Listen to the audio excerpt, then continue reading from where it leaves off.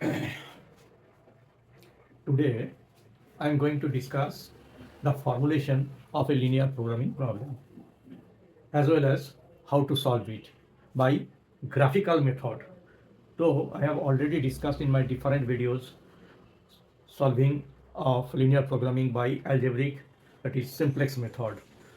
But you should also understand how to solve by graphical method, because the solving by graphical method is very easy and less cumbersome, and also give the insight of different problems of solving linear programming problem. Okay, now first I am going to discuss how to formulate a linear programming problem. First of all, I am going to discuss the problem, because if I write this on the board, it will take a lot of space. To avoid that, just I am discussing the problem and then I will formulate it. And after that, we will solve it by graphical method. Okay. This is the problem of a furniture manufacturer. Okay. The total available hours is given here. The furniture manufacturer is producing two items, say table and chair. This is the data given for any particular day. The table needs 4 hours of assembly and 2 hours of finishing to complete a table. For chair, 2 hours of assembly and 4 hours of finishing is required to produce a chair. Now I am considering for a single day. The total available hours per day for the manufacturer is 40 hours, and finishing hours available for the manufacturer is 32 hours per day. Okay. If you produce table and sell in the market, then you will get profit per unit rupees 80 per table. And you can say contribution also. Rupees 80 will contribute. I am considering profit. Okay. And if you sell chair after producing to the market, you will get 55 rupees of profit per unit of chair. Now the question is how much you will produce. That means production units of table and chair, so that your profit will be maximum. If you consider contribution, the same thing, the contribution will be maximum. This is the problem. This is the problem of the furniture manufacturer. I think it is clear. How you solve it? How you formulate it? First, assume you are producing, say, it is better to write in different color, X units of table. Suppose you are producing X units of table per day and X2 units of chair per day. Then what will be the constants that I am writing this side? Solution. Okay. So if you produce X units of table and X2 units of chair, then how much assemble hours will be required per day? Per unit of production, you will require 4 hours of assembly. And X1 units, total assemble hours will require 4 into X1. 4 into X plus total assemble hours per unit of chair require 2 hours of assembly, and you are producing per day X2 units of chair. Then how much assemble hours is required per day for chair? That is 2 into X2. This is the total assemble hours required per day if you produce X1 units of table and X2 units of chair. But your availability is 40 hours. That means that must be less than or equal to 40 hours. This is the first constraint. I think it is clear. अगर तुम नहीं समझ गया तो second में देखो, मैं इसको सेम चीज को फिर दिखा रहे हैं. और फिनिशिंग, फॉर फिनिशिंग पर्पस पर टेबल रिक्वायर 2 आवर्स. एक टेबल को फिनिश करने के लिए 2 घंटा का चाहिए. तो you are producing X1 units per day, तो फिनिशिंग का टाइम कितना चाहिए? 2 into X1 प्लस एक चेयर का फिनिशिंग टाइम 4 घंटा, you are producing per day x2 units, तो कितना घंटा चाहिए? 4 into x2, 4 into x2, this is the total finishing hours record per day. तुम्हारा अवेलेबल फिनिशिंग आवर्स कितना है? 32, that's why it must be less than equal to 32।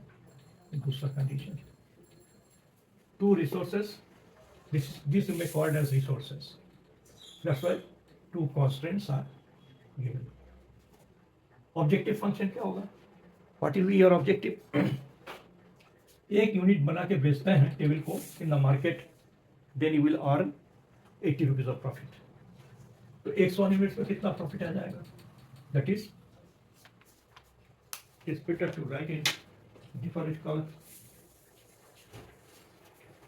तो how much profit? That is 80x1, 80x1 for table. और chair का एक unit बेचते हैं market में तो you will earn 50 rupees of profit. तो x2 यूनिट्स का लिए कितना प्रॉफिट आ जाएगा? 55 into x2, this will the profit amount, so this is z। तो प्रॉब्लम क्या हो जाएगा? Maximise this, you will try to maximise, the linear programming will be maximize z, this is subject to, this is the subject to, this is the constant, that's why this is the subject to this। another constant will come, production units can never be negative, units तो negative नहीं हो सकता, 4 1 होगा, 2 होगा, 5 होगा, कुछ नहीं होगा, but negative is not possible, that's why another constant will come, x1 greater than is equal to 0 और x2 greater than is equal to 0। इसी को बोलते हैं नॉन नेगेटिविटी कांस्टेंट। तो this is the formulation part of the linear programming. You can check all expressions are linearly related, यहाँ power तो एक से अधिक कोई नहीं है, that's why it is called linear programming. तो फॉर्मुलेशन क्या हुआ? Maximise this subject to this, subject to, these are called constraints, constant 1, constant 2, this is the constraint for assembly hours and this is the constraint for finishing hours। ठीक है, तो formulation part is over। आगे मैं दिखाऊंगा how we'll solve this through graph का through. Simplex में थोड़ा सा इटरेशन कम्बरसम हो जाता है, लेंथी हो जाता है and it takes a lot of time, but मजबूरी है, अगर वेरिएबल 2 है तो मैं ग्राफ से बना पाऊंगी, देखोगे अभी। लेकिन यही वेरिएबल अगर 3 हो जाएगा, 4 हो जाएगा, कि प्रोडक्शन प्रॉब्लम में तो 25-30 वेरिएबल भी हो जाता है, it is not possible to solve by graph. तो in that case algebraic method, simplex method is required, इसलिए वो मैंने पहले दिखा दिया, but you should also know graphical method. इसमें तुमको पता भी चल जाएगा बहुत सारा चीज जो graphically you can understand easily, जैसा अनबाउंडेड सॉल्यूशन कब होगा, इनफिजिबल सॉल्यूशन क्या होगा, graphically it will be very easy to understand. तो वो algebraic method में there are some conditions only, you will see by which you can reach to the conclusion that this is a problem of unbounded solution, this is the problem of infeasible solution like that। but यहाँ देख सकते हो, इसलिए graphical method भी जानना जरूरी है। और एक बात, एग्जाम में अगर प्रॉब्लम दिया 2 वेरिएबल का, if it is not mentioned by which you have to solve, I think it is easy to solve by graphical method, it will take very less time. ठीक है, तो फॉर्मुलेशन पार्ट इज ओवर। थोड़ा सा मैं break कर देता हूँ। This is the problem of furniture manufacturer, उसके पास पता नहीं है कि मैं दिन में कितना चेयर बनाऊँ, कितना टेबल बनाऊँ, और उसका जो मैन पावर है, रिसोर्सेज है, इट इज गिवन एक दिन का 40 आवर्स असेंबली आवर्स अवेलेबल, जो असेंबल करते हैं जो लोग, जो टोटल कैपेसिटी 4 है 5 है मिलेगा, इतना आवर्स मिलेगा। फिनिशिंग का अवेलेबल आवर्स इज दिस। एक टेबल बनाते हैं तो दोनों चीज चाहिए, असेंबली भी चाहिए, फिनिशिंग भी चाहिए। 4 घंटा का असेंबल आवर्स और 2 घंटा का फिनिशिंग आवर्स चाहिए, तब जाके एक टेबल बनेगा। चेयर के लिए 2 घंटा अगर असेंबल आवर्स लगेगा और 4 घंटा फिनिशिंग, तब जाके एक चेयर बनेगा। इसको बना के अगर मार्केट में बेचते हैं, देन यू विल गेट 80 रुपये का profit, 80 rupees profit per unit. एक टेबल का इतना प्रॉफिट है। एक चेयर अगर मार्केट में बेचते हैं तो 55 रुपीज प्रॉफिट आएगा। तो अभी कितना यूनिट्स में टेबल बनाऊं, कितना यूनिट्स में चेयर बनाऊं, सो दैट कि मेरा अर्निंग्स जो है सबसे ज़्यादा हो। अगर मैं प्रॉफिट से चलता हूं तो profit will be maximize and contribution same चीज़ है, it's economic term, you can say costing term also contribution, देखिए क्या कितना कंट्रीब्यूट कर रहा है, तो मैं दोनों दिखा दिया, इसलिए बात बराबर दोनों को मैक्सिमाइज करें। तो एक फॉर्मुलेशन मैं और रिपीट नहीं कर रहा हूँ, तो the maximum maximise this function subject to this, the formulation part is over. मैं इसी प्रॉब्लम को ग्राफिकली सॉल्व दिखाएंगे। तो एक पॉइंट हो गया, अगर 8 मार्क्स का प्रॉब्लम है फॉर्मुलेशन, तुम्हारा 3 marks is over now solving. मैं इरेज कर देता हूँ, ऊपर से मेरे को जगह चाहिए, तो इसलिए ये मैं पूरा इरेज कर दिया, ठीक है। इसका जरूरत अभी है नहीं, तो I am erasing this part so that I can use this space. Okay. चलो ठीक है, छोटा बोर्ड है इसलिए। This is the problem you have to solve graphically. कैसे, that I am going to show you. नीचे करना चाहिए but I have no space नीचे, तो मैं ऊपर में दिखा रहा हूँ। तो सॉल्विंग बाय ग्राफिकल मेथड, ठीक है। तो यहाँ पर मैं ग्राफ को दिखा रहे हैं, ये ग्राफ पेपर तो यहाँ नहीं है, इसी तरह मैं अंदाज से ही ले रहा हूँ। This is the origin, this is X axis and this is say this is x1 axis and this is x2 axis. You can say x and y also, no problem. So this is 5 अंदाज से 10, कोई problem नहीं है। 15 20 और थोड़ा दूर दूर भी ले सकते हैं इसको, अगर और का जगह ठीक है। चलो ठीक है, 5 10 15 20 25 इसी तरह से 30, यहाँ तक यहाँ 5 10 15 20 एंड 25 इसी तरह। तो इस ग्राफ को मैं ये ग्राफ में, इस कॉन्स्टेंट को इस ग्राफ में प्लॉट करना है। कैसे करोगे, ये दिखाने के लिए मैं स्कूल वाला चीज दिखा रहे हैं। स्कूल में हम लोग देखे हैं स्ट्रेट लाइन इक्वेशंस का इस तरह से एक्स और इधर वाई। तो यहाँ अगर ए यूनिट्स कट करता है और यहाँ अगर बी यूनिट्स कट किया, बी यूनिट्स कट किया, तो ये लाइन का जो इक्वेशन होता है, लाइन का इक्वेशन जो है x by a plus y by t is equal to 1, ये देखा है ना। तो दिस लाइन एक्स एक्सिस से ए यूनिट कटा है और वाई से बी यूनिट कटा है, उसका स्ट्रेट लाइन का इक्वेशन इस तरह से। मैं उसी चीज को यूज करेंगे यहाँ, इस चीज को, then it will be easy.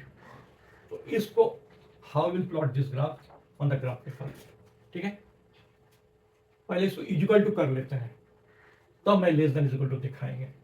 तो फ्रॉम 1 यहाँ पर दिखा रहे हैं, फ्रॉम 1 क्या है 4x1 प्लस 2x2 से equal to 40।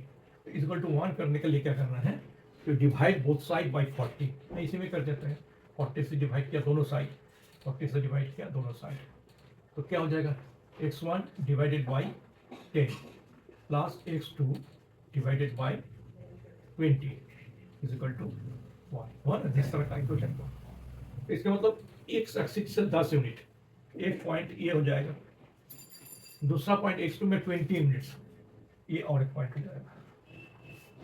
And to join this, हाथ से कर रहे हैं this, then you will get the equation 1. This is equation 1. अच्छा, बात है less than is equal to. Less than is equal to का मतलब क्या है, 40 का 30 35 30, जितना कम जाएगा तो ये घटते चला जाएगा 10 20। That means the direction of this line will be this, इस तरह से इस लाइन का मूवमेंट होगा, मैक्सिमम यहाँ तक जाएगा। एक नंबर इक्वेशन का प्लॉट हो गया। मैं दूसरा इक्वेशन दिखाते हैं। Now, from equation 2, from 2, 2x1 plus 4x2 पहले इज इक्वल टू ले लेते हैं। इस तरह से स्पेस को लेना जरूरी पड़ रहा है, कोई उपाय नहीं है, space is limited. 2x1 plus 4x2 is equal to 32। दोनों साइड में 32 से डिवाइड कर देते हैं, आपत्ति तो होना नहीं चाहिए, mathematically it is possible. That is x1 by 16 plus x2 divided by 8 is equal to 1। तो इस लाइन को ड्रॉ करते हैं तो क्या हो जाएगा, x1 का x 16, मानो कि यहाँ अंदाज से ले लिया 16, और x2 को 8, इसका मतलब थोड़ा सा कम जाएगा यहाँ पर। तो दोनों लाइन को मैं जोड़ देता हूँ से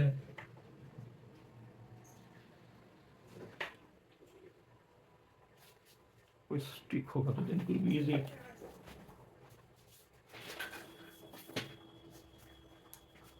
कोई टेरा वेरा ना हो जाए तो और इसलिए मैं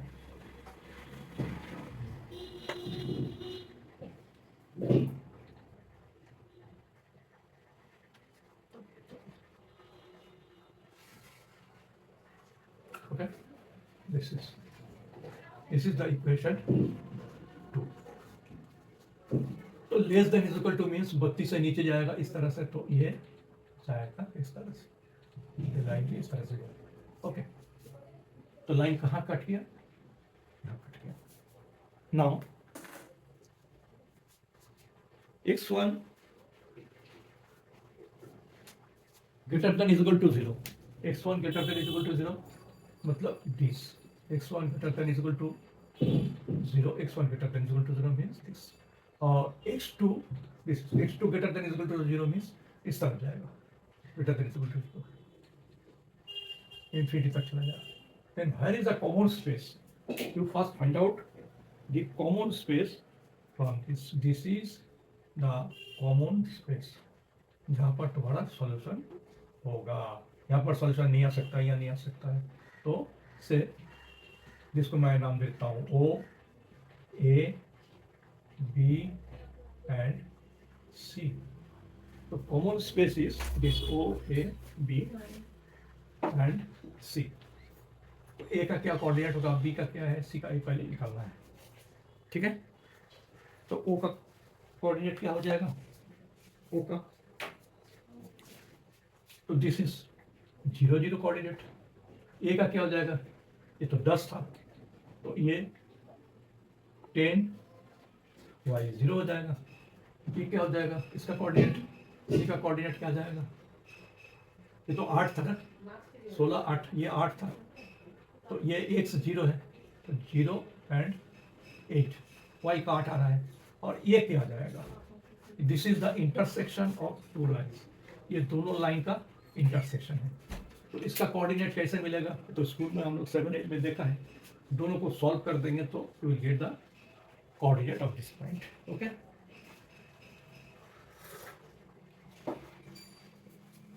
इतना तो क्लियर है। मैं थोड़ा सा रिपीट कर देता हूँ फॉर योर कन्वीनियंस। मैंने क्या किया, एक ग्राफ, अगर एक्चुअल ग्राफ पेपर होगा तो बहुत बढ़िया, लेकिन कभी नहीं मिलता है तो भी हो जाएगा, क्योंकि तुम्हारा कटिंग पॉइंट जो क्लोज सेट है जिसमें कॉमन स्पेस है वो निकालना पड़ता है। वो कैसे निकाले, ये फर्स्ट कॉन्स्टेंट का मैंने देखा है, this is the first constant, और कॉन्स्टेंट में क्या यूज किया, x y a y by b is equal to 1, ये होता है, तो ये इसका मतलब एक्स से एक कटा है, वाई से बी, ये देख लोगे स्कूल का कोई भी किताब में है। तो मैं पहले इसको इज इक्वल टू करके एक लाइन का इक्वेशन बनाया, बराबर कर लिए, और वहाँ लाने के लिए दोनों साइड में 70 से डिवाइड कर दिया, तो इस तरह से आ गया।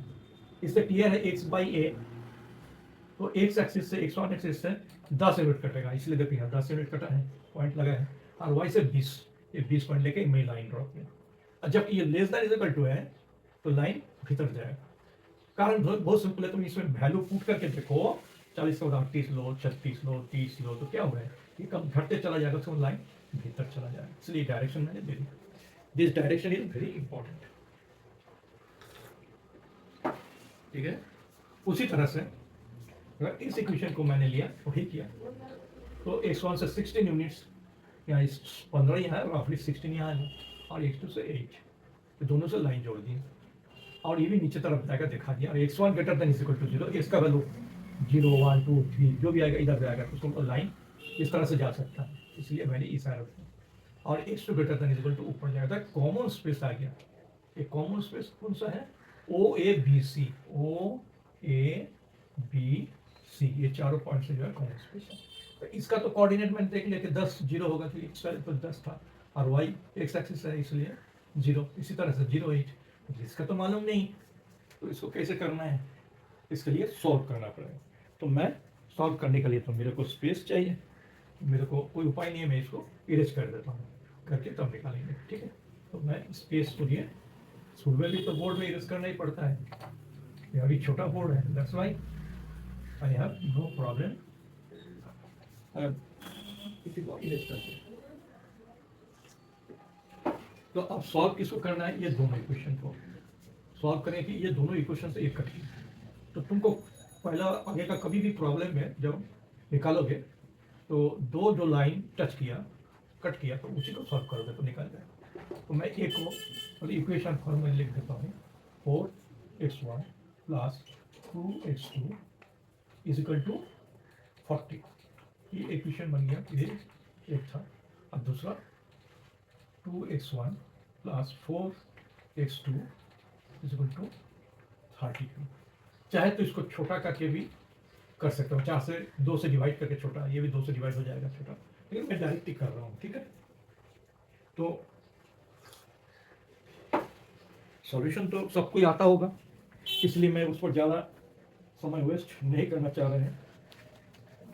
बेटर होगा इसको मैं थोड़ा सा छोटा ही कर देते हैं, 2 से डिवाइड कर दिया तो 2 से डिवाइड करेंगे तो क्या हो जाएगा 2x1 और ये 20 हो जाएगा। Is it clear? मैं इसी पर ही कर देता हूँ जगह छोटा करने की। अगर इसको भी 2 से दोनों साइड डिवाइड कर देते हैं, divide both side by 2, then क्या हो जाएगा 2 और ये 16। तो कर सकते हैं ना, छोटा इसको छोटा करेंगे। अब मैं सॉल्व करता हूँ, मैं इस मेथड से सॉल्व कर रहा हूँ। तो इससे क्या होगा, this into this, 2 into 2, sorry इसमें थोड़ा सा आगे एक स्टेप कर लेते हैं, then it will be easy. Solve तो किसी ने भी कैसे भी कर सकते हैं, अच्छा चलो ऐसा ही कर देते हैं, वो भी हो सकता है। तो from 2x1 is equal to 16 minus 2x2 ये मान लेते हैं 3, और इसी को मैं इसी में पुट करता हूँ फ्रॉम 1। सॉल्व कोई भी कर लेगा लेकिन मैं दिखा देता हूँ, ठीक है। 2x1 2 into 16 minus 2x2 plus x2 is equal to 20, that is 32 minus 4x2 plus x2 is equal to 20, that is ये क्या हो जाएगा 3x2, मैं राइट साइड में ले लेता हूँ, 3 माइनस 3x2 होगा, इस तरह से ले लिया, और 30 इस साइड जगह 12, that is x2 is equal to 4, that is x2 is equal to क्या हो जाएगा, x2 is equal to 4, x2 is equal to 4। इसी को फिर मैं कोई भी एक इक्वेशन में लिख देते हैं, फ्रॉम 1 इसमें पुट कर देते हैं 2x1 plus x2 is equal to 4 is equal to 20, that is 2x1 is equal to 16 और x1 इज इक्वल टू 8। तो इसका कोऑर्डिनेट क्या होता है, ई का कोऑर्डिनेट हो जाता है 8 और 4। ये तो क्लियर है। सिंपली दोनों को मैं सॉल्व करके, दो स्टेटमेंट को सॉल्व करके ये कोऑर्डिनेट को निकाला है। तो इस पर मैं ज़्यादा टाइम नहीं दे रहा हूँ क्योंकि इट इज़ वेरी सिंपल, कोई स्कूल लेवल का नॉलेज इज इनफ, तो उससे कर सकते हैं। तो आंसर क्या होगा मैक्सिमम, और इस पर आते हैं। तो मेरा वो का ऑरिजिन का कोऑर्डिनेट मालूम है 0 0, इसका भी मालूम है, इसका भी मालूम, इसका। तो ये हेडली का थ्योरी है, मैं आगे कोई एक ब्लॉक में वीडियो में दिखा देंगे डिफरेंट। कोई भी कॉन्वेक्स सेट का ऊपर में किसी को ऑप्टिमाइज करना है ऑब्जेक्टिव फंक्शन को जो लीनियरली रिलेटेड है, वो कॉर्नर पॉइंट पर ही होगा, किसी एक कॉर्नर पॉइंट पर होगा, यहाँ ये बीच में नहीं हो सकता है। तो कॉर्नर पॉइंट तो मेरा यही है, this is the hedlick theory, algebraic theory.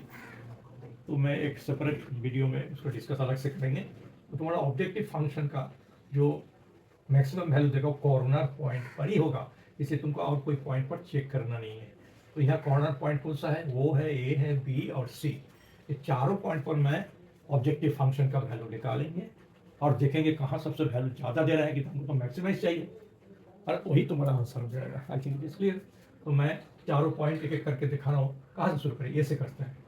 तो जेड ए का कोऑर्डिनेट भी लिख देते हैं 10 0, क्या आएगा, तो चाय पीना जरूरी है। जेड ए ये पॉइंट का निकलेगा, जेड बी इसका कोऑर्डिनेट क्या है, इस पॉइंट पर ऑब्जेक्टिव फंक्शन का वैल्यू तो 8 4। सी का जेड सी का कोऑर्डिनेट क्या है 0 8 निकालेंगे, और जेट ऑरिजिन O00। चारों का मैं ऑब्जेक्टिव फंक्शन निकालेंगे और उससे जो हाइस्ट रहेगा उसको मेरा होगा, दैट विल बी आंसर। यहाँ से शुरू करते हैं। दिस इज ऑब्जेक्टिव फंक्शन का दिया हुआ है, तो 18 to x1 that is 80, x1 क्या है 10 plus 55 into 0, that is total कितना हो रहा है, how much it is 800, 84, 80 into 8 x1 8 है 8 प्लस 55 इंटू 4, क्लियर। और ये लिख देते हैं 80 into 0 plus 55 into 8 is equal to 80 into 0, x1 भी 0 प्लस 55 इंटू 0। ये तो सीधा 0 हो जाएगा, ये 0 ये 0, इसका भी 0, तो ये कितना, ये तो 0 हो जाएगा। ये कितना है, 4 440 440, एक मिनट, 84 440 तो कोई नहीं है, 0 0 0 आ गया, 10 0 10 0 800, ओके 10 0 0 10 0 10 कौन सा है, 0 10 हाँ 0 8 ठीक है, 0 8 10 0 10 0 800 और 84 का मतलब 640 प्लस 55 इंटू 4 84, तो we that is this will be 840, that will be 840 to 60 oh sorry this, so that is that's 600, let me change, 660 860 860, and this is how much, 10 0 10 0 is 800, okay 10 0 is 800, 84 860, that is ठीक है। और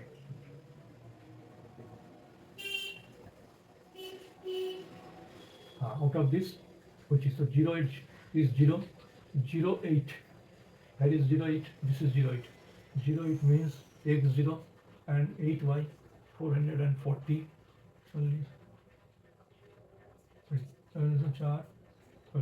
440, and this is 860 and this is 860 and this is 800. So out of this, which is the maximum one? This is the maximum one.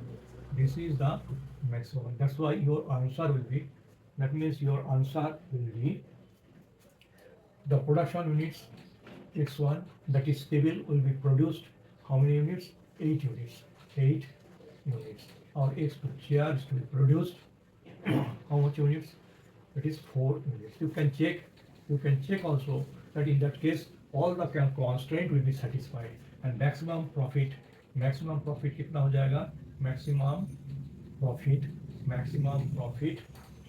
jet maximum is equal to 800 rupees, 860, that will be your answer. This will be your answer. In this way graphically you can solve it. तो ये check करो, 8 unit 4 टा 32 32 और 4 unit का 40, less than equal to 40 it is satisfied.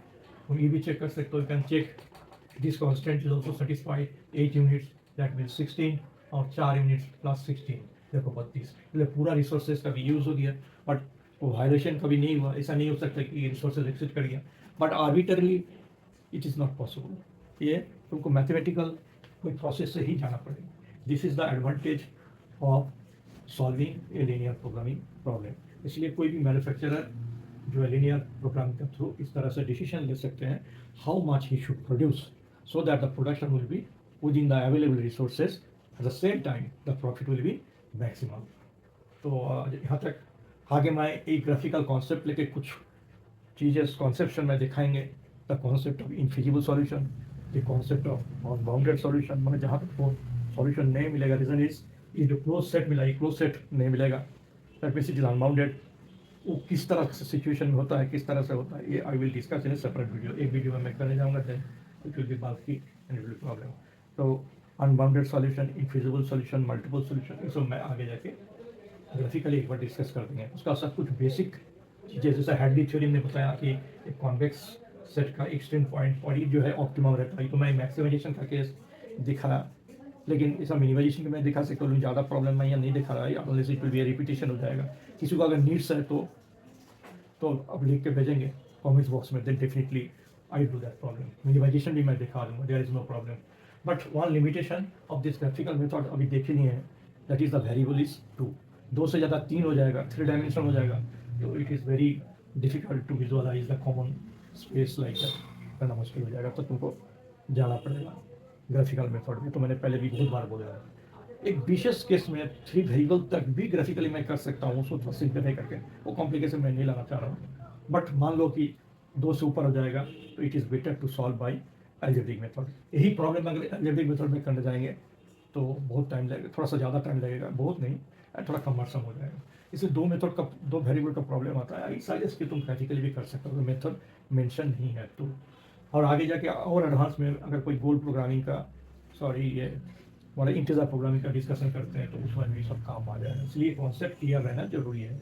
ठीक है, आज यहाँ तक मैं समाप्त करता हूँ। Thank you very much. अगर अच्छा लगे तो एक लाइक जरूर दे देना, so that will motivate to produce more videos. और कोई भी अगर प्रॉब्लम है तो please give in the comment box, I will explain very clearly, no problem. Thank you very much.